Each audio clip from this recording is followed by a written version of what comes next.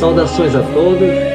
Mais uma vez que nós possamos juntos elaborarmos os nossos, as nossas reflexões em torno do estudo de hoje, que é o Evangelho segundo o Espiritismo. Hoje nós vamos entrar, então, na introdução, na segunda parte, que é a autoridade da doutrina espírita. E nós temos como subtítulo Controle Universal do Ensino dos Espíritos. Nós vamos fazer a leitura em conjunto, a gente vai caminhando na leitura e vamos fazendo os nossos comentários. Vamos fazer compartilhamento de tela e nós estamos aqui com a tradução do Herculano Pires. Então, o Evangelho segundo o Espiritismo, introdução, segunda parte, autoridade da doutrina espírita, controle universal do ensino dos espíritos. É um, é um texto um pouco longo, mas a gente vai tentar, aos pouquinhos, fazer reflexões sobre o que o Kardec traz nesse texto. A gente, antes de começar, chama a atenção que o Kardec ele vai primeiro fazer as considerações iniciais, né, sobre os espíritos, sobre as revelações trazidas por esses espíritos. Uma segunda parte, digamos assim, né, ele vai fazer uma proposição de dois critérios do controle do ensino dos espíritos. Primeiro, por uma análise racional das comunicações, e depois pelas revelações espontâneas por vários médiuns. E, finalmente, a terceira parte, que a gente diria que seriam as aplicações desses critérios na elaboração e no desenvolvimento da ciência, né, da doutrina espírita. Então, a gente vai caminhando aqui com um olhar, né, bem atento, e quando vocês quiserem fazer alguma intervenção, fazer algum comentário, fiquem à vontade.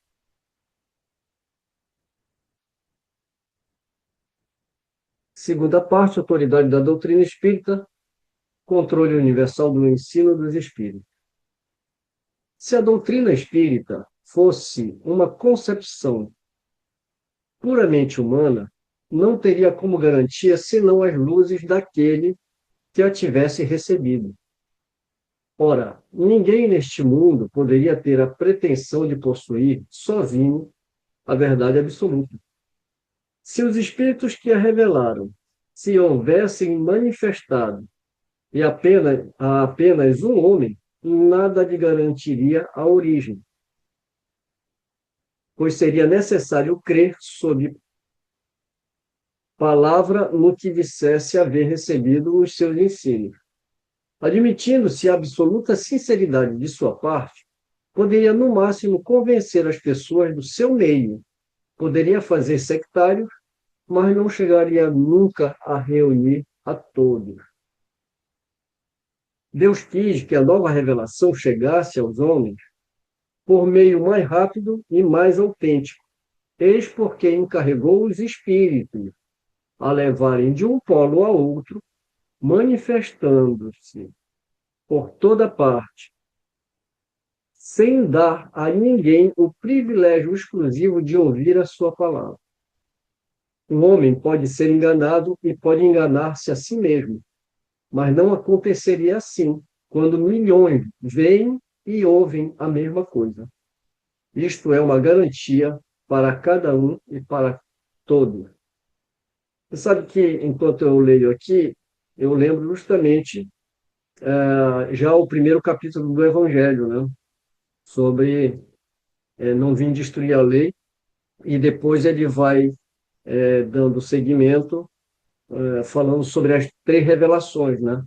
Ele vai falar de Moisés, vai falar de Jesus e vai falar da doutrina espírita. Quando ele fala que a primeira revelação ela vem por um único homem, que seria Moisés, na figura de Moisés. A segunda, na figura de um outro homem, que seria Jesus. né? Mas a terceira revelação ela não viria mais por um homem, e sim por uma pleiade de espíritos, né? Lembrei disso quando ele coloca aqui, justamente porque um homem só pode se enganar. Tanto é que a gente vê que no caso, né, de tantas doutrinas que são trazidas por uma única pessoa, um único homem, né, por mais boa vontade e por mais critérios que se tenha, a gente sabe que há falhas porque o homem ainda não chegou a um estado de depuração como os espíritos, né?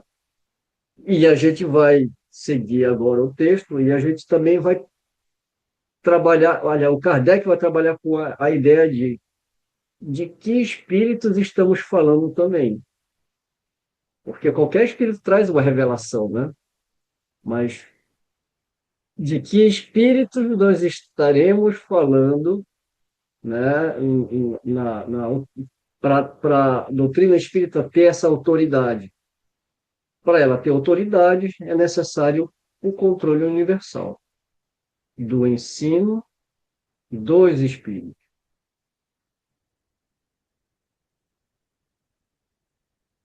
Demais, pode fazer-se desaparecer o homem, mas não se faz desaparecer em massas.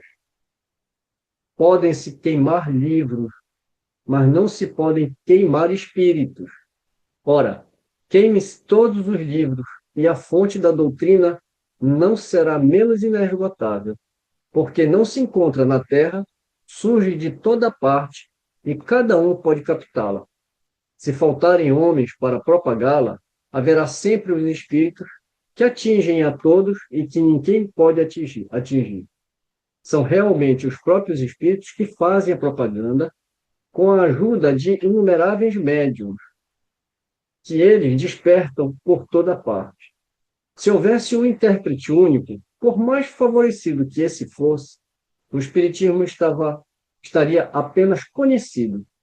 Esse intérprete, por sua vez, qualquer que fosse a sua categoria, provocaria a prevenção de muitos. Não seria aceito por todas as nações. Os espíritos, entretanto, comunicando-se por toda parte a todos os povos, a todas as seitas e a todos os partidos, são aceitos por todos. O espiritismo não tem nacionalidade, independe de todos os cultos particulares, não imposto por nenhuma classe social, visto que cada um pode receber instruções de seus parentes e amigos de além-túmulo. Era necessário que assim fosse, para que ele pudesse conclamar todos os homens à fraternidade, pois se não se colocasse em terreno neutro, teria mantido as disenções em lugar de apaziguá-lo.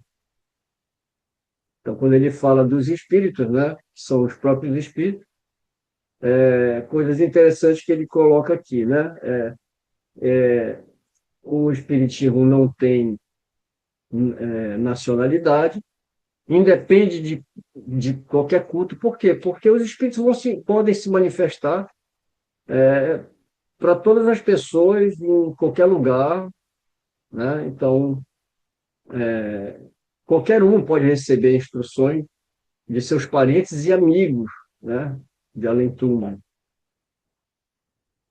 E a gente lembra de novo, né, de Atos dos Apóstolos, né, que vossos filhos e vossas filhas profetizarão, que é uma profecia, né, que está em Joel, falando sobre a mediunidade, né, que seria, então, espalhada para toda a humanidade, né? Outra coisa que eu lembrei aqui, no texto, quando a gente estava lendo, com relação a quando ele fala, né, que os livros podem ser queimados. E aí a gente lembra que em 1861 houve o Auto de Fé de Barcelona, né?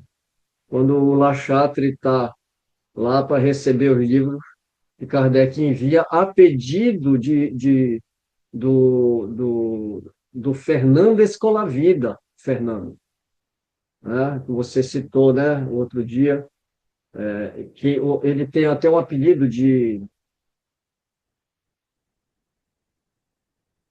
Kardec espanhol, né? Pelo rigor com que ele abraçava a doutrina espírita.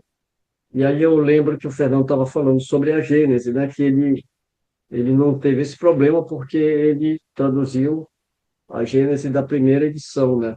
E ele nunca aceitou outra edição.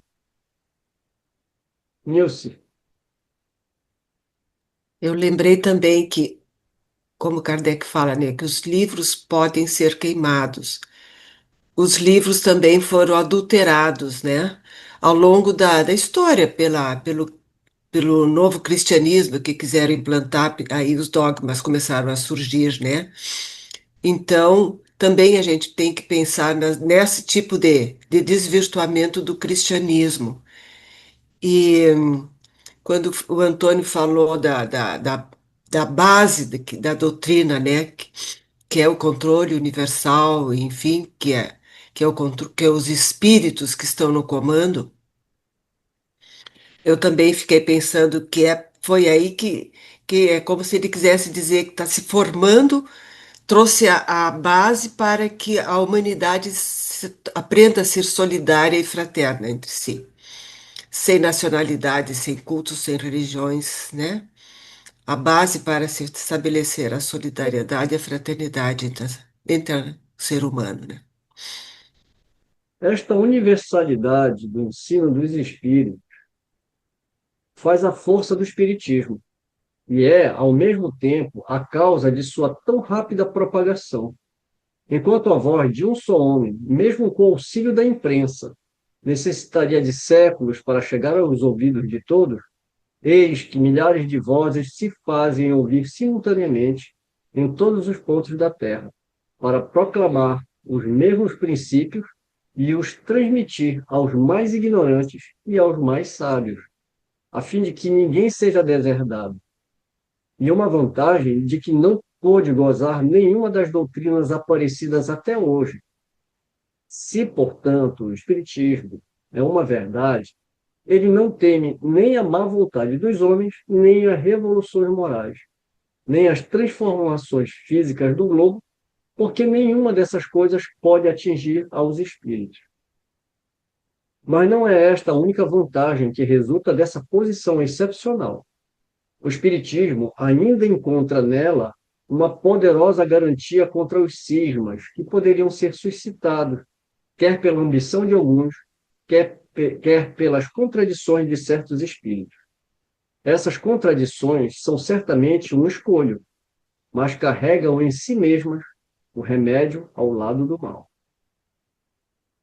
Sabe-se que os espíritos, em consequência das suas diferenças de capacidade, estão longe de possuir individualmente toda a verdade, que não é dado a todos penetrar certos mistérios, que o seu saber é proporcional à sua depuração, que os espíritos vulgares não sabem mais que os homens, que há entre eles, como entre estes, presunçosos e falsos sábios, que creem saber aquilo que não sabem, sistemáticos, que tomam suas próprias ideias pela verdade, enfim, que os espíritos da ordem mais elevada, que são completamente desmaterializados, são os únicos libertos das ideias e das preocupações terrenas.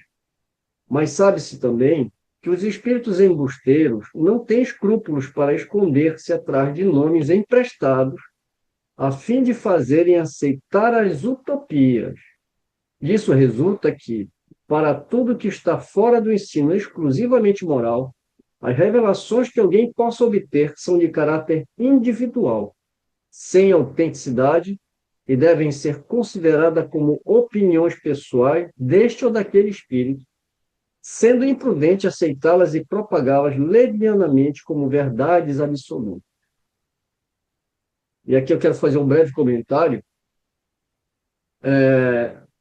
Ele está nos chamando a atenção, e eu aproveito também para chamar a atenção aqui do nosso grupo, que nós estamos no terceiro livro fundamental.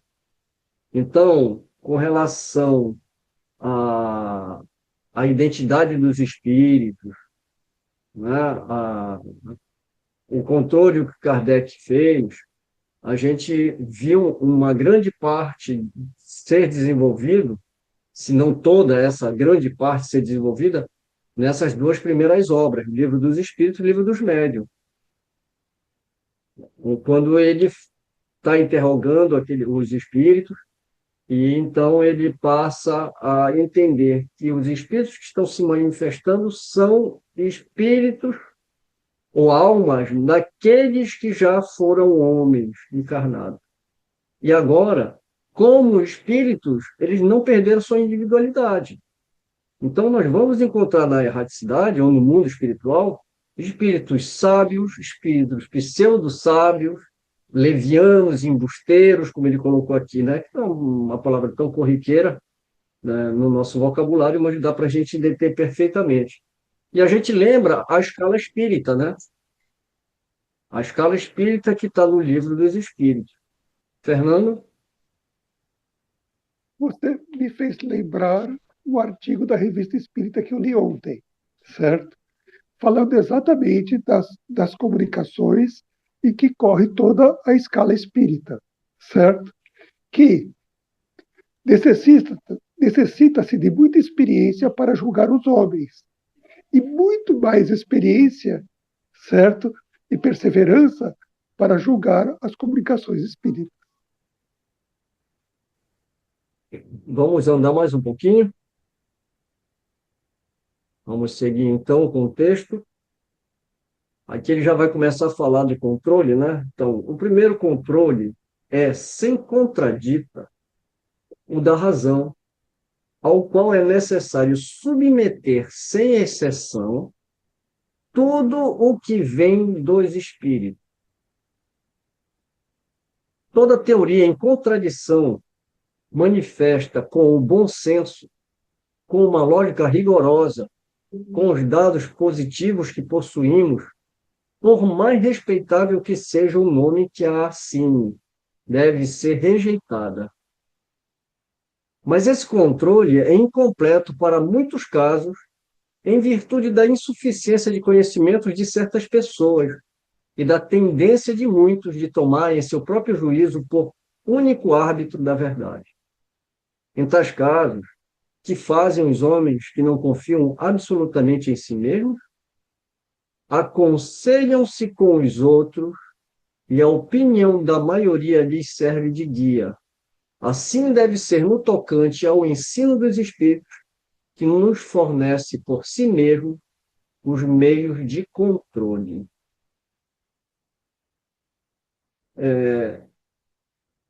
Um breve comentário, para a gente não entrar muito nesse mérito, né, dos livros mediúnicos que estão derramados no meio espírita, né? Para a gente não se demorar muito.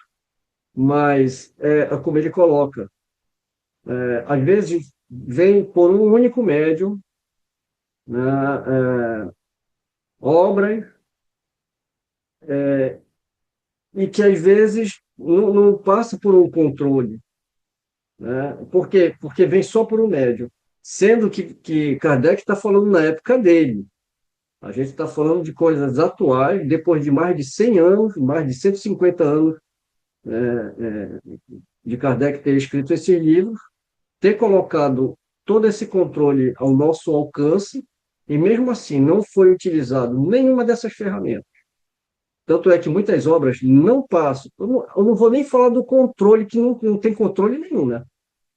Se a comunicação está vindo por um único médium, já acabou o controle. Então, já deixa o controle de lado, mas não passa nem pelo crivo doutrinário, porque tem muitas coisas que estão escritas nessas obras que vai de encontro com o que a gente estuda em Kardec.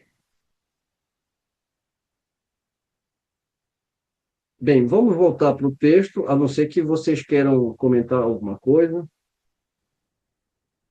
A concordância no ensino dos espíritos é, portanto, o seu melhor controle. mas é ainda necessário que ela se verifique em certas condições. A menos segura de todas é quando um médium interroga por si mesmo numerosos espíritos sobre uma questão duvidosa. É claro que se ele está sob o império de uma obsessão, ou se tem relações com um espírito embusteiro, este espírito pode dizer-lhe a mesma coisa sob nomes diferentes. Não há garantia suficiente, de mesma maneira, na concordância que se possa obter pelos médiuns de um mesmo centro, porque eles podem sofrer a mesma influência. Olha, isso daqui é importantíssimo. Importantíssimo esse parágrafo. Porque o que a gente vê muito em reuniões mediúnicas, muito em casas espíritas, é um médium, né? E eu não falo nem só em casa espírita, eu falo no movimento espírita em geral. Um único médium recebendo centenas de espíritos. No livro dos médiuns, Kardec vai abordar essa questão, né? E o homem, um único médium, recebendo vários espíritos, não é controle nenhum, ao contrário, é sinal de obsessão. Porque aquele espírito ele pode se passar por várias individualidades, vários espíritos diferentes. E quando acaba é um único espírito. E a outra coisa que ele chama atenção aqui é vários médiuns. Agora são vários médiuns, né? Só que de uma mesma casa espírita, ou seja, de um mesmo grupo, que dá na mesma. Não é interessante, né? Então ele coloca vários espíritos através de um único médium, isso é perigoso. E vários médiums, né, de um mesmo grupo. Porque o espírito está se manifestando, qual que é? É um, né? E as pessoas não param para pensar nisso, né? E falam, nossa, o fulano recebe tantos espíritos. Então, aí ver o controle também do que está sendo escrito, né? E às vezes não passa nenhuma coisa e nem a outra. E ele continua aqui, né? Então ele coloca até um grifo. A única garantia segura do ensino dos espíritos está na concordância das revelações feitas espontaneamente, através de um grande número de médiuns estranhos uns aos outros e em diversos lugares. E isso não foi feito nas obras que a gente tem no movimento espírita e que, pasmem, ainda chamam de obras complementares. E é uma outra coisa, é outro absurdo. Porque se a gente for aceitar a obra de um médium e de um espírito como complementar, nós teremos que aceitar a de todos os médiuns e a de todos os espíritos. E não só daquele médium, daquele espírito que é publicado por determinadas instituições. Não é verdade? Então, tem muita coisa para a gente analisar, pensar. Fala, Fernando. O maior controle que a gente tem que ter é o controle racional. E é o controle mais fácil de se fazer. É o racional. E aonde existe uma mentira, desprezar todo o conteúdo, porque não dá para aceitar. E outra coisa, a valorização dos médiums que ocorre é extremamente nocivo. Eu estou falando de um médium especial, mas vários. Esse é o grande problema do movimento espírita.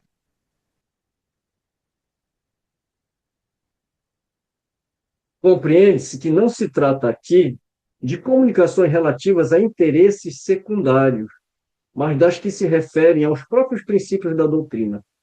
A experiência prova que, quando um novo princípio deve ser revelado, ele é ensinado espontaneamente, ao mesmo tempo, em diferentes lugares e de maneira idêntica, se não na forma, pelo menos quanto ao fundo.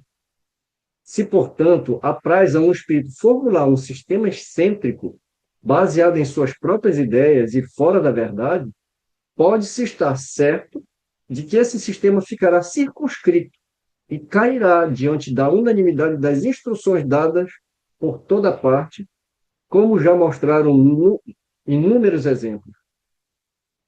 É esta unanimidade que tem posto abaixo todos os sistemas parciais surgidos na origem do Espiritismo, quando cada qual explicava os fenômenos a seu modo, antes que se conhecessem as leis que regem as relações do mundo visível com o mundo invisível. Esta é a base em que nos apoiamos para formular um princípio da doutrina. Não é por concordar ele com as nossas ideias que damos como verdadeiro. Não nos colocamos absolutamente como árbitro supremo da verdade e não dizemos a ninguém: crede em tal coisa porque nós vou lá dissemos. Nossa opinião não é, aos nossos próprios olhos, mais do que uma opinião pessoal que pode ser justa ou falsa, porque não somos mais infalíveis do que os outros. E não é também porque um princípio nos foi ensinado que o consideramos verdadeiro, mas porque ele recebeu a sanção da concordância. Na nossa posição, recebendo as comunicações de cerca de 1.000 centros espíritas sérios, espalhados pelos mais diversos pontos do globo, estamos em condições de ver quais os princípios sobre que essa concordância se estabelece. É esta observação que nos tem guiado até hoje, e é igualmente ela que nos guiará através dos novos campos que o Espiritismo está convocado a explorar. É assim que, estudando atentamente as comunicações recebidas de diversos lugares, tanto da França como do exterior, reconhecemos pela natureza toda especial das revelações que há uma tendência para entrar numa nova via e que chegou o momento de se dar um passo à frente. Essas revelações, formuladas às vezes com palavras veladas, passaram quase sempre despercebidas para muitos daqueles que as obtiveram e muitos outros acreditaram tê-las recebido sozinhos. Tomadas isoladamente, elas seriam para nós sem valor. Somente a coincidência lhes confere gravidade. Depois, quando chega o momento de publicá-las, cada um se lembrará de haver recebido instruções no mesmo sentido. É esse o movimento geral que observamos e estudamos, com a assistência dos nossos guias espirituais, e que nos ajuda a avaliar a oportunidade de fazermos uma coisa ou de nos abstermos. Eu havia comentado um pouco antes do nosso estudo com o Fernando, e quando ele fala, né, sobre 1.000 centros espíritas, é uma coisa que sempre ficou na minha cabeça, né, de onde que ele tirou esses 1.000 centros espíritas. E o Fernando até falou, né, se não é um número, né, simbólico e tal. Mas tem uma pesquisa que foi organizada por uma página na internet, e, aliás, é uma pesquisa que qualquer um de nós pode fazer. Eles pegaram toda a revista espírita, porque é lá onde estão as comunicações, pelo menos é onde se tem a notícia do médium, do espírito, né, de uma forma mais completa. Porque muitas vezes o Kardec, quando ele vai trazer essas comunicações para os livros fundamentais, ele faz uma síntese e muitas vezes ele não coloca o nome, né, do médium, muitas vezes até coloca do espírito. Mas no livro dos médiuns mesmo ele fala, né, que se ele fosse colocar o nome de todos os espíritos que se comunicaram de todos os médiuns, ia ficar uma coisa tão, né, dificultosa ali, e também não havia necessidade, né? Mas foi feito esse levantamento de todas essas comunicações, de todas as localidades. Bem, eu não posso afirmar que chega a 1.000, mas é assim, comunicação realmente de todos os lugares imagináveis, né, do mundo naquela época, na Revista Espírita. Eu não consegui, num tempo hábil, trazer hoje para o estudo, mas eu vou deixar na descrição, né? E eu tenho sempre falado para o pessoal, quando vocês estiverem assistindo o estudo, Olhem na descrição do vídeo, que lá está o resumo do estudo, tem material que muitas vezes, como esse que a gente vai deixar, né? Assim que eu achar esse link. Tudo bem?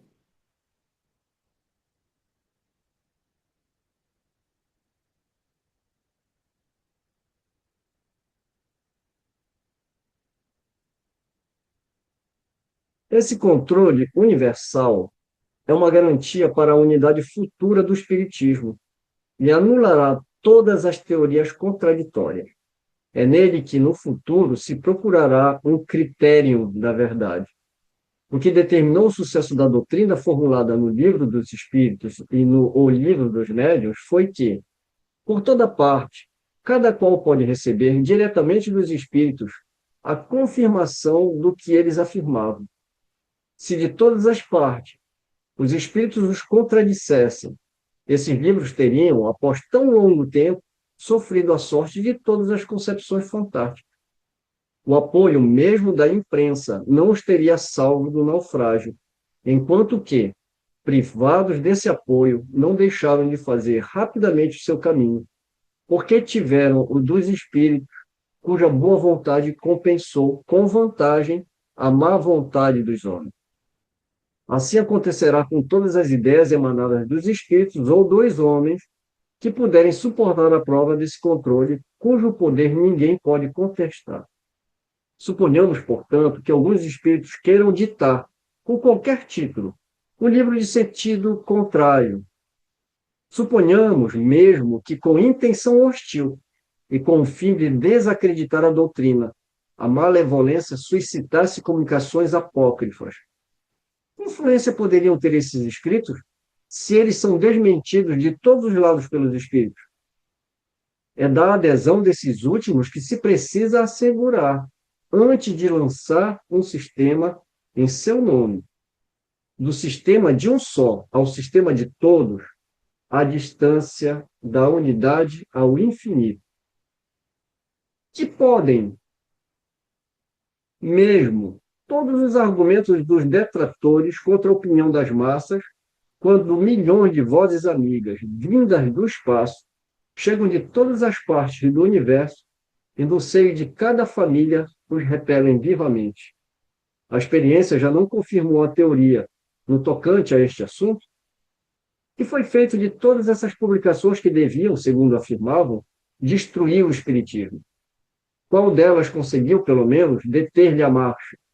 Até hoje não se havia considerado a questão desse ponto de vista, sem dúvida, um dos mais graves. Cada um contou consigo mesmo, sem contar com os espíritos.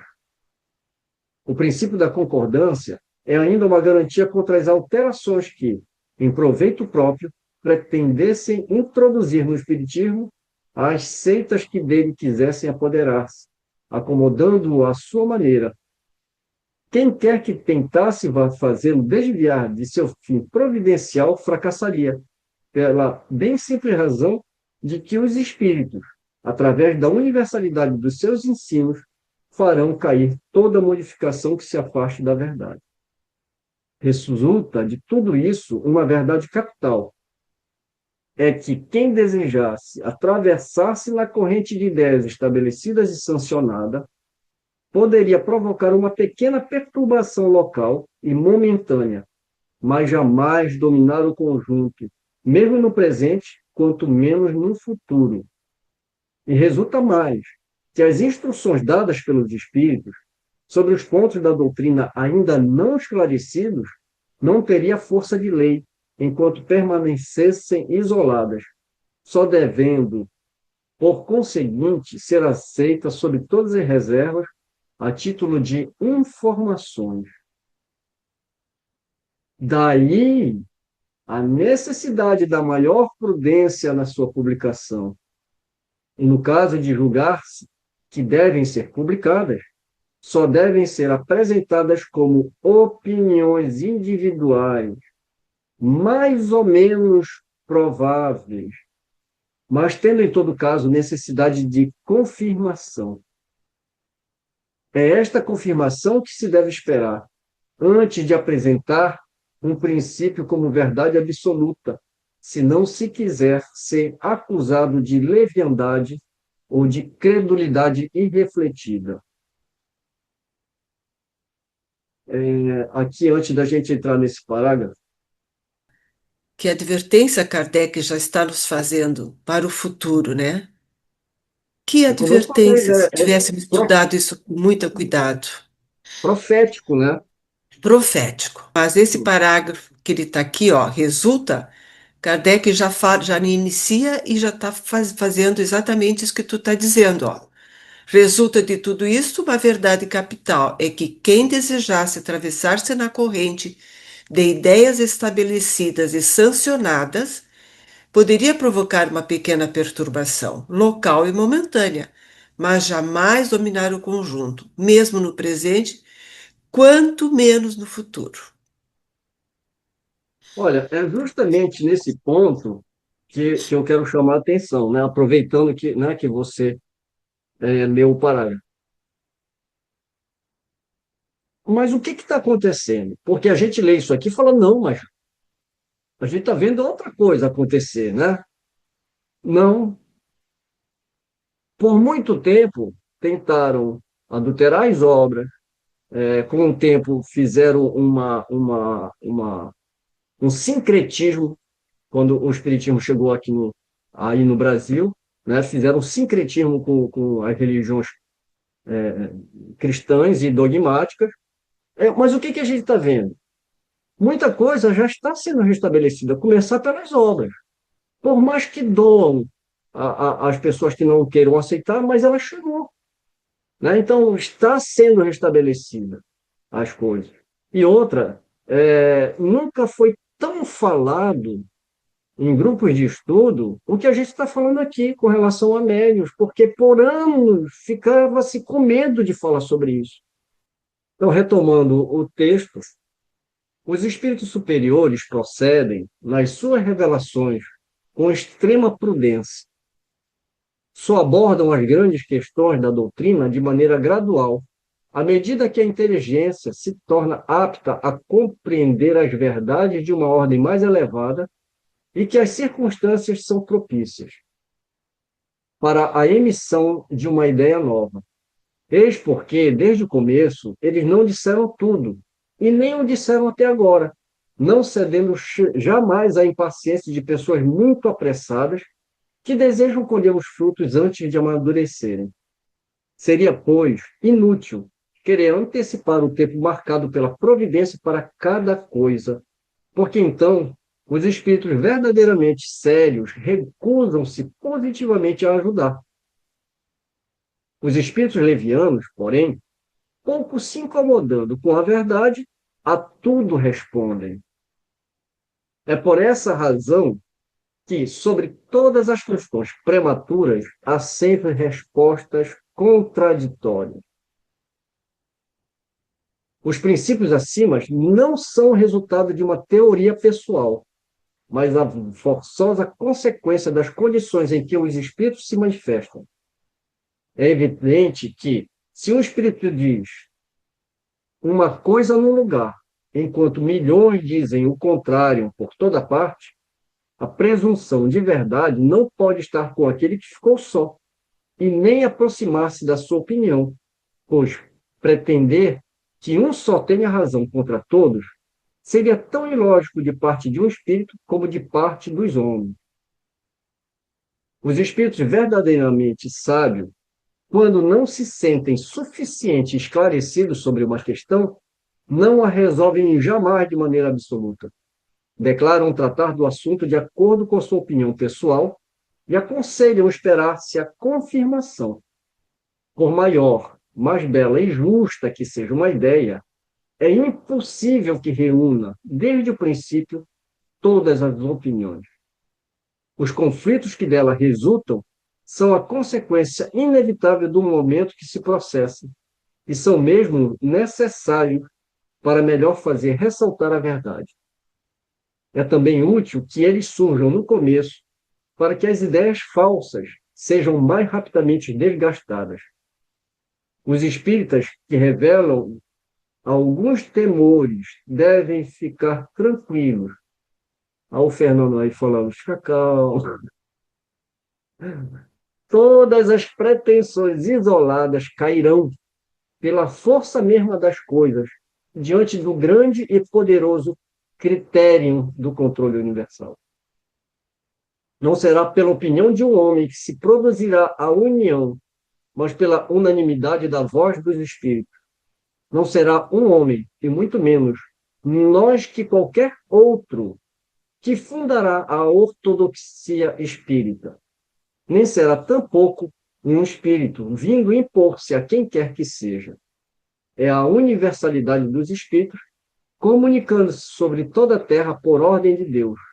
Este é o caráter essencial da doutrina espírita.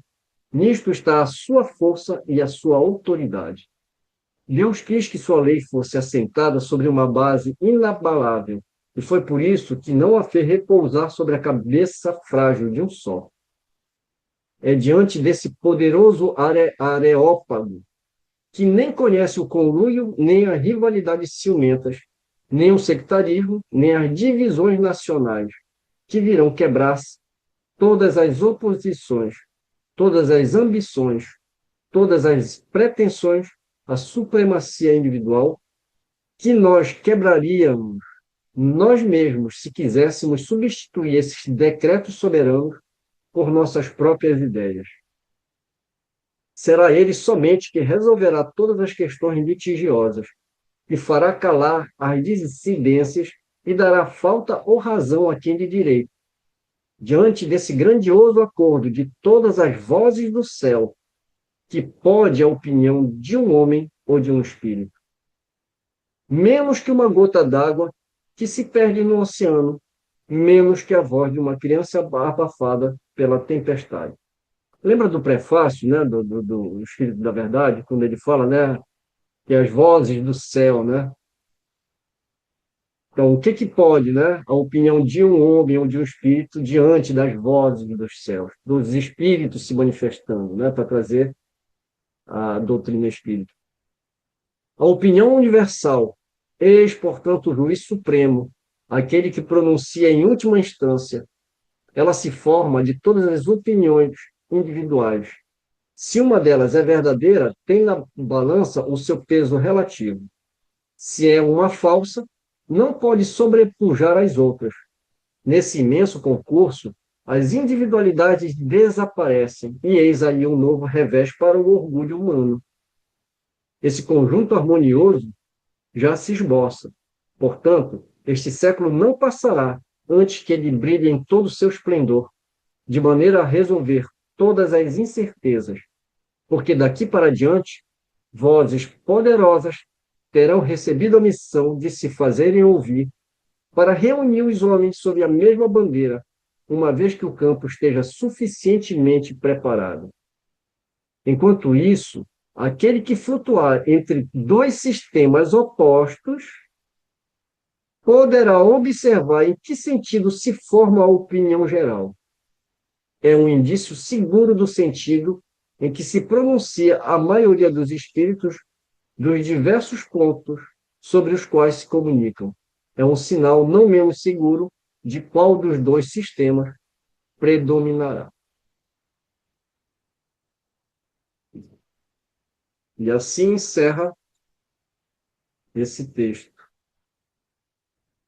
O próximo é Notícias Históricas. Na verdade, eu estou adorando esses estudos, certo? Na verdade, eu estou vendo um adentramento, uma grande profundidade, um aprofundamento cada vez maior do, do conteúdo. Eu acho muito interessante, muito bom. O que estimula mais a gente a estudar. É porque você vê, né, que para a gente sentir essa profundidade, é só a gente ler, como a gente está fazendo aqui. Porque o texto cala tanto no coração, né? E tem pessoas que falam, ah, mas é difícil. Eu acho que se você ler com atenção, eu diria que, porque tem livros que você não lê, tem livros que você sente, né?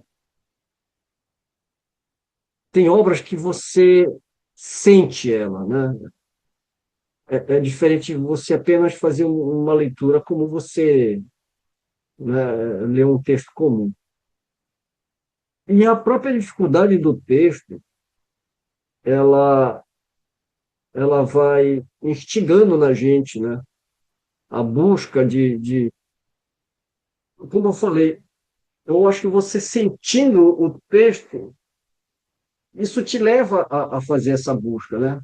De fazer um entendimento sobre isso, né? E quando você começa a refletir com calma, sobre tudo que o Kardec está colocando aqui para a gente de uma forma tão clara, né? Porque a gente costuma falar, é doutrina dos espíritos, mas eu trouxe a apresentação da Gênesis, lembrando que, como Kardec falou, que não há uma obra só dos espíritos, porque então seria uma revelação divina, mas tem o trabalho do homem, né? Então, você está lendo muitos textos aqui, você está lendo o texto de Kardec. Ah, mas ele foi intuído, assim como cada um de nós é intuído, porque todos nós temos a intuição.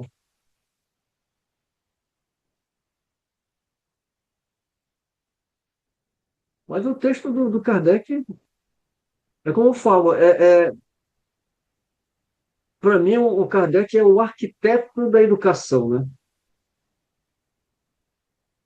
É Ele, isso, Mário, que ele não nós já, perde, ele constrói, né? ele vem construindo.